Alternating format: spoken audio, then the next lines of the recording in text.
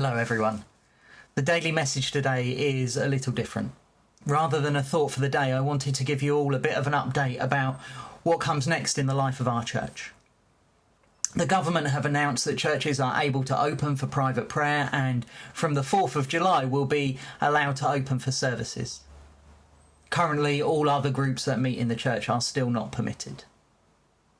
Though these new rules were announced last week, the full guidance from the government and the Baptist Union have only been available in the last few days.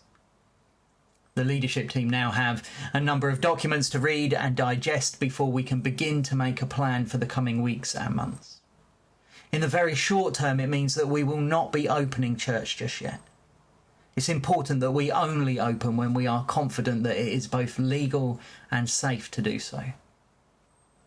It also means that if we do open in the next few weeks, our services will be very different from what we're used to. In addition to cleaning, hand washing, maintaining a 2-metre distance from those not in our households, we will not be permitted to sing or to share times of fellowship before or after our services. Over 70s and those who are shielding are still being encouraged to remain at home as much as possible. And so, whilst not illegal for them to attend church, we would want these people to remain safe at home rather than risk their health in joining us. Government guidance also states that services should be as short as possible, and this means I'll have to curtail any preaching, which I'm sure will be good news for some of you. Returning to the buildings will also mean ceasing some of those things that we are doing at the moment. Zoom meetings after the service particularly come to mind. We now have a number of important questions before us. Will returning to our buildings under the current restrictions enable us to do church better than we are already doing online? Will people wish to return to our buildings whilst gatherings still pose a risk of transmitting COVID-19?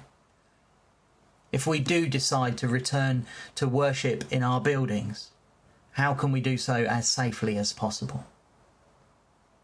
I'd ask you to pray about these questions over the coming days. Do let our church leaders know how you feel about them and what you believe God is saying to us at the present time. Whether you wish to return as soon as possible or continue for now as we have been. Knowing that any return will be significantly different from what we had before. Pray for the leadership team as we continue to try and lead the church wisely, following God's guidance. And if you don't normally attend Potters Bar Baptist Church, but you've listened to the end of this message, well done. If you're a praying sort of person, please do pray for us. And pray for your own church leaders if you attend a different church. That we would balance well our desire to gather and worship with the responsibility of keeping God's people safe. For now, we trust in the Lord together for the future of his church and for each one of us.